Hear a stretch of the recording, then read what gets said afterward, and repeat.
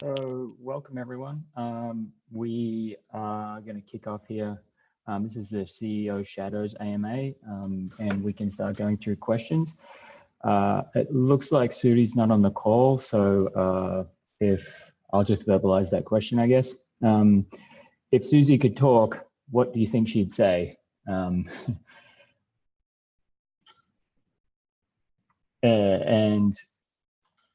I think my response was she says meow, or I looked for the Dutch translation for what a cat would say, since I think she might be a bilingual cat, and which I think translates to pat me now. Emily, I think you had something to add there. Just as it says in the handbook, if she meows, you're not supposed to pet her, so keep that in mind. The next question on the doc's from Dara. Dara, do you want to verbalize? Dara asks, what surprised you at the e-group offsite? Kenny and JJ, do you want to answer this? Surprised me. I don't know if anything particularly surprised me. It was great to hear the dialogue between our leaders and just see that they function well as a group and have good discussions and challenge each other. That was pretty cool. Yeah, I don't know. I don't know if anything particularly surprised me. JJ, do you have thoughts? Yeah, I wouldn't say it was a surprise. It was nice to hear that dialogue when they found something that they wanted to really dig into. They made sure that they spent enough time talking about it, debating about it, like digging in, like trying different things. So it was really cool to see that in action. It's not a surprise per se, but it was really interesting to watch that happen.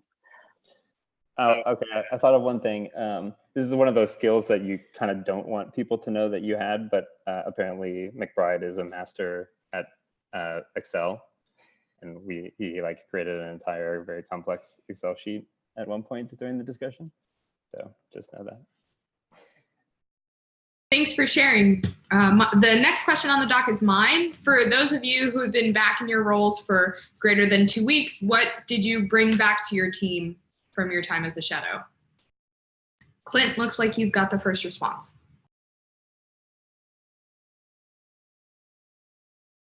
Well, let me unmute myself. Yeah, so for me, it was, where was my answer actually? Because I was typing another one, I'm sorry. I think for me, it was the main thing was really about just insight.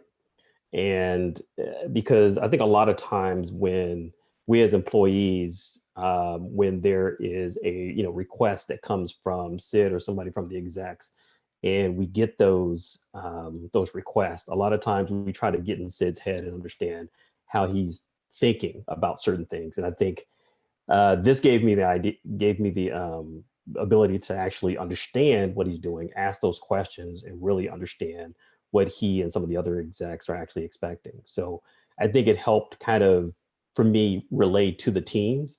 Like when a request comes down, like, no, he didn't really mean this. What he was really asking was this particular thing. So I think for me, it really helps your teams get a better understanding and kind of helps them to a certain extent, I guess, relax when a request comes down, but really get a better understanding of how to execute on those requests. And I think that was also helpful for me as well. Thanks, Clint. Mayank? So, can you guys hear me? Okay, perfect.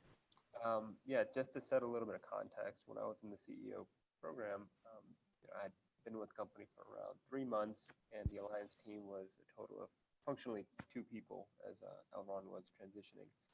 And so stuff that I brought back to the team, functionally of people of 2, greatly at least improved the benefit of at least half the team, right? Just the insight that you gain, the conversations that you get to listen into, and the fact that Alliances works across sales, marketing, business ops, and marketing ops really help provide insight on the bigger picture. So, for example, answering the question, when we want to partner, do we want to emphasize on GitLab EE, or do we want to, focus on the partnership with a certain avenue with GitLab.com? And I remember a conversation with Todd and Sid where they were discussing, well, will GitLab.com be a really good fundamental like marketing tool or not? And kind of going through that conversation and understanding their perspective on that topic really helps guide, well, how do we fit partnerships into that outcome of that discussion, and how can we help accelerate sales, and how can we help build pipeline for the marketing strategy that Todd has in mind, for example, as they're debating how to move forward. So getting that insight definitely helped, particularly for a small team that I was part of. Erica. Thanks, Emily. Yeah, I would echo everything that Clint and Meinik said as well. But I think the thing that's had the most long-term effect on me was seeing how the one-on-ones were run, and taking that into my own skills as a manager, and implementing that suggested format across the board. Beforehand, I was kind of letting each individual person tell me how they wanted to run their one-on-one. And while there's still some of that, we use that format and it's a lot more effective, and it's something I'm still doing and still seeing a benefit from. So that's kind of a really concrete thing that I was able to bring back to my team. Danae? Yeah, I really felt like handbook first was something that just over and over again came up, and I really appreciated that. And I've been able to like kind of be like, okay, like what does the handbook say about this? Like what are we gonna implement there? And then also just having an idea, or like a more ingrained idea of like how much GitLab is about the values, and like taking that and like, okay, how can we apply the values to the SDR organization, and like where are we iterating, where are we getting results, and just like looking for specific instances to do that on a regular basis, I think has been really helpful. And then also just like super practical things like 25-minute meetings instead of 30-minute meetings, and 50-minute meetings instead of 60 helps with time management a lot.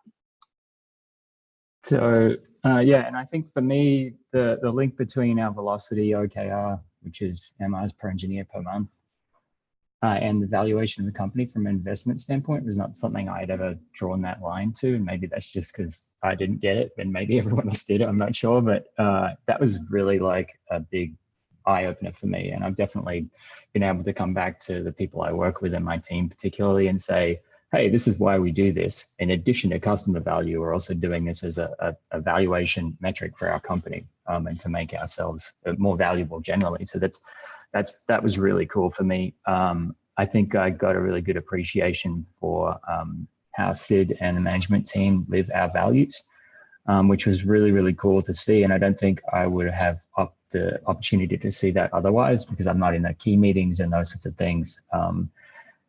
And that also led me to see how a lot of that gets diluted at some level, just because we all have different jobs and we all do different things. And so I've been really motivated to try to be a good custodian of those values, to help everyone live that out in the way that we work. So that's it for me.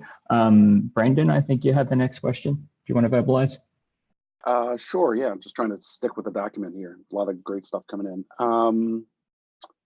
Yeah, okay, so for those shadows that might have small children at home, and I called out Kenny specifically because I know he's got small ones because we're good friends. How did you deal with your family commitments and scheduling that with your shadow time? Go Go ahead. ahead, Kenny. I was going to say, because he called me out, I can respond first. John wrote this too. It was hard. This last week happened to fall on my two boys' first day of school. So that was also especially hard on my spouse. But we happen to have family there who could help out. Kara, my wife. I do think, like similarly, I FaceTimed with them in the morning. They're in Central Time. I know that there's the possibility of splitting up your weeks. So I think for those who find the 2 week in one chunk difficult, that is also an option. I'll share that I think the shadow program was originally 3 weeks, and that was almost a complete non-starter for me as someone who would have to leave children home with a spouse. So I appreciate that it was originally 3 weeks. I appreciate that now it's 2 weeks. That made it possible for me.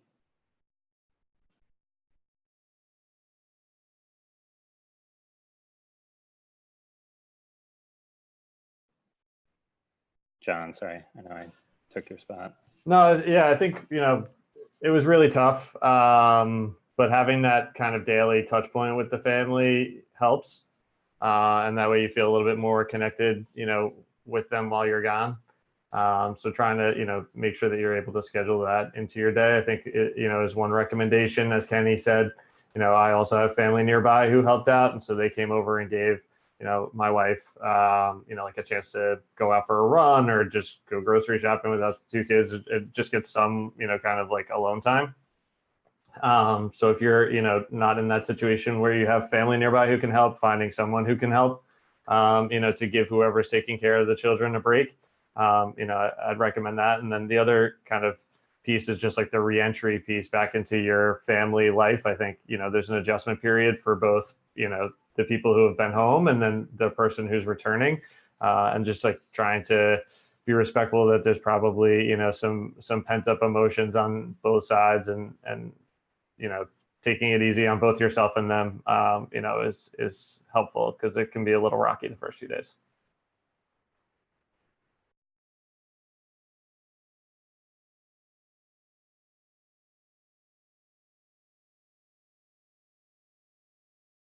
Clint, did you want to verbalize your response? Yeah, sure.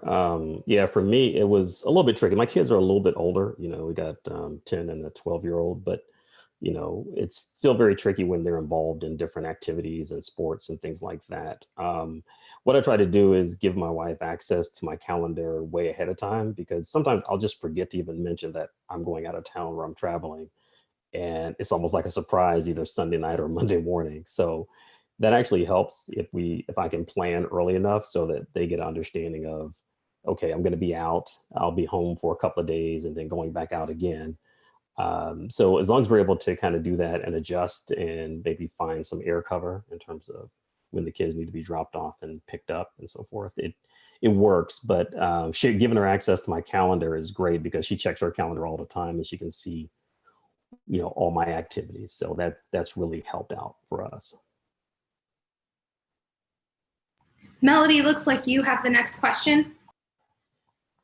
Sure, thanks. What do you wish you had known going into the shadow program, and were there any surprises that you wish you could have been better prepared for? I have the first response. I think I wish I had been better prepared around what to wear. I spend all my time working from home and wear really, really casual outfits. I wear a lot of like workout gear because I don't always shower after the gym before work because I don't have any coworkers who sit next to me. And I spent a lot of time agonizing about what I was going to wear. I made multiple trips to the mall, bought like new clothes and new shoes, and spent yesterday afternoon returning all the stuff I never wore. I wish I had stressed about that a lot less because it made the buildup more than it needed to be. Otherwise, in terms of the rest of the program, I was really going into it just hoping to be a sponge, and I feel like that is what I got out of it. Mayank? I wish I had known exactly what it meant to grab lunch with the board of directors. I think that was really interesting. There was my first time being in that context with investors and people who have huge stake in the company. It's really hard to hear you, Mayank. It's louder is better. Thanks. Yep. Thanks, Ed. Yeah, as I was saying, I wish I had known what it meant to be to grab lunch with the board of directors and understand the context of those kind of conversations. It was right after the board of directors meeting, and then we grabbed lunch with them.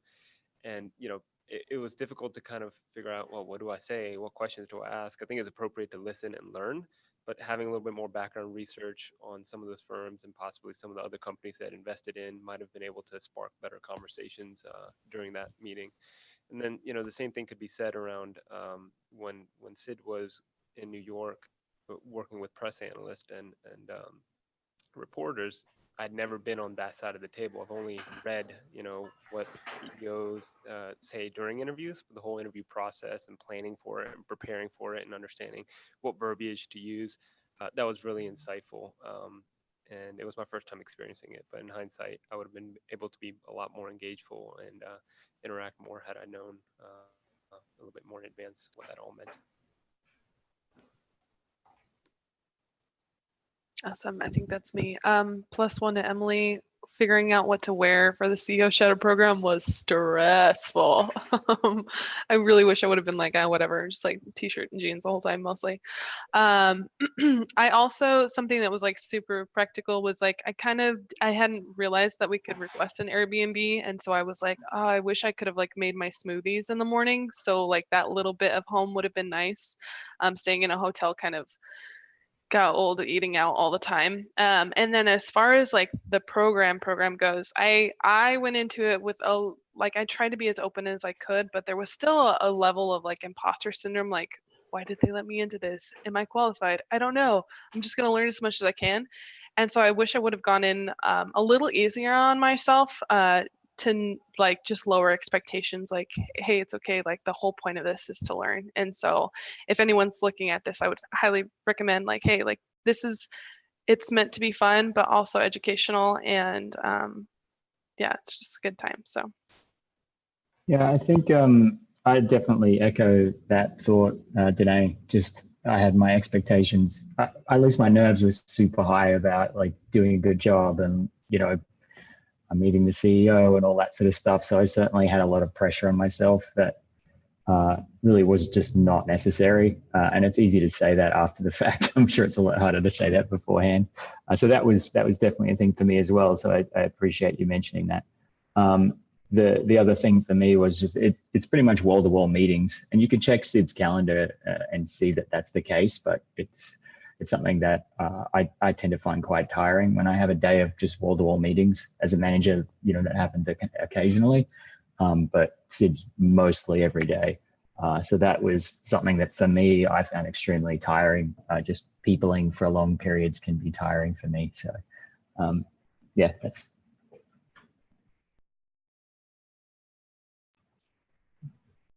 JJ just told me I could go ahead because she's sitting across the table from me. Cindy had given me some great advice when I was preparing to start the shadow, to basically make sure that I could leave my day job. And so that helped me, I think, be able to just focus on the shadow and have the time to decompress and not feel like I needed to go back to the hotel and catch up on other things. So that was great. And then I also, I don't know if I had the expectation, but I guess I thought maybe there were like more secrets. I don't know another way to describe that, but most of what you're getting here is like, we're so transparent that what you're getting is context to, or knowledge about other information that is available. And that was kind of insightful to me, that most of my day-to-day was just learning about new content that was previously available to me that I wasn't aware of, and having context about it. Yeah, I was just going to add to Dan's comment about being back-to-back meetings. I'm also in a lot of meetings when I'm back at home. And so I find ways to decompress, or if there's a blank in my schedule, I will walk away from my computer. And so being here at CEO Shadow, if you're in Mission Control, Salesforce Park is like right across the street. And so if there is a gap in the schedule, take that opportunity to walk away and not check in with your team, or try and do an MR when you could do that later. If you're feeling overwhelmed, like find ways to step away just for a second to like reset your head. Sam, did you want to verbalize your question? Sorry. Yeah. So having spent time with Sid, how have your perceptions of what a CEO does or doesn't do changed? Yeah, this is the blog post that I'm trying to write right now. There's a job description in the handbook for what a CEO does. And if you watch a couple YouTube videos where this comes up, Sid highlights that fundraising is a part of his job.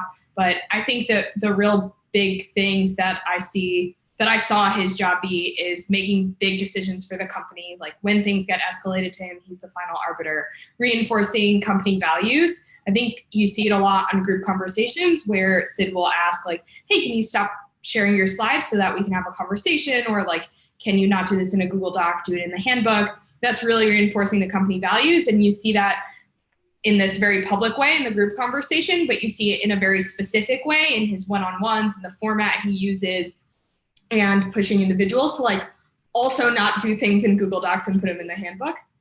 And then finally, like where there's a gap in a leadership or a skill set, excuse me, that needs to be filled, you see Sid stepping in. So, you know, before Todd joined, for example, he did a lot of the CMO tasks or CMO responsibilities. And I think that's a great example of him stepping in to fill that role. That's kind of how I've seen his job. I don't know what I expected his job to be. So I don't know that fully answers your question, Sam, but I'm hoping to write a blog post on this. It's still a work in progress, but if anyone wants to read over it, I'd love some feedback. Cool. And Sam, my experience was slightly different. So when I joined the CEO Shadow program, Sid was on what they call a non-deal roadshow. So we're actually going and pitching GitLab to various investors. So we spent time in Boston, New York, and London.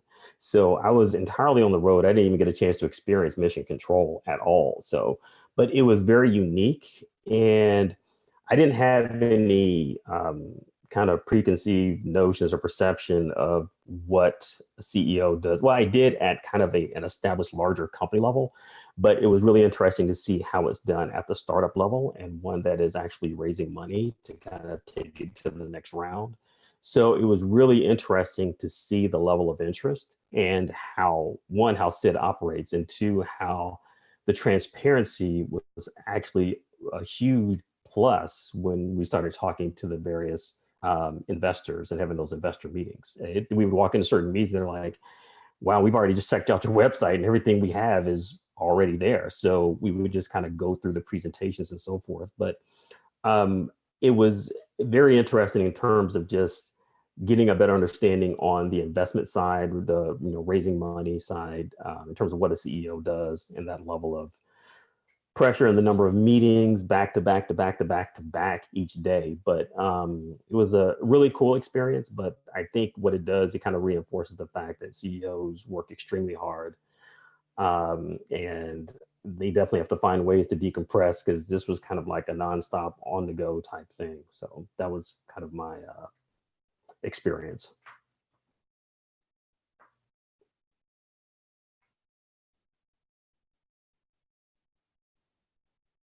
That's me. Apologies, everyone. Honestly, it hasn't changed a lot. I think mostly I'm generally surprised at how much Sid's able to contribute across the org and all the different facets that we have. And I think we all get a little bit of a view of that when we see Sid come into meetings and ask these really solid questions, like in just about every meeting he's ever in.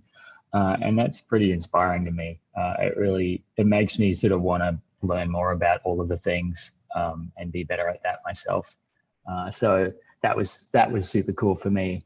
And the way that Sid lives our values is also inspiring. But I think in terms of what my expectations were, I didn't really have a whole lot of expectations going into this shadow program, that we would have some idea of. I didn't go in thinking Sid was a certain way, or he had a certain role or particular activities that he does. So it wasn't like I was surprised by that difference. So I'm done. Kenny?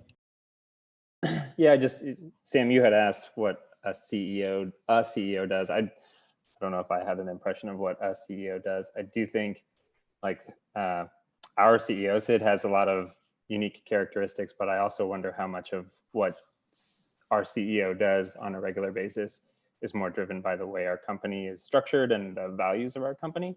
And that, so it's kind of like, it's not a cult of personality around Sid. I think it's the fact that the way this company is structured and our values are what create this way of operating. But I do think Sid, our CEO, operates in a different way than what I would expect others to operate as a result.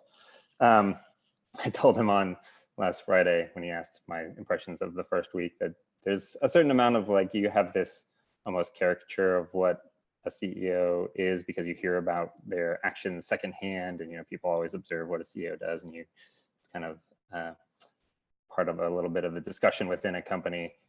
And it was, I told him, like, I feel like the experience of the first week humanized Sid for me. And he joked that in a robot voice that his plan was working. but I do think it was nice to just get that kind of like understand that he's a normal person just like everybody else, kind of. Just shouldn't be a real big realization, but was. I'll chime in with that. I agree with you completely, Kenny. And the everyone can contribute is, I mean, it's real. The fact that the shadows are able to contribute ideas and suggestions to conversations that were completely out of our normal role is pretty awesome.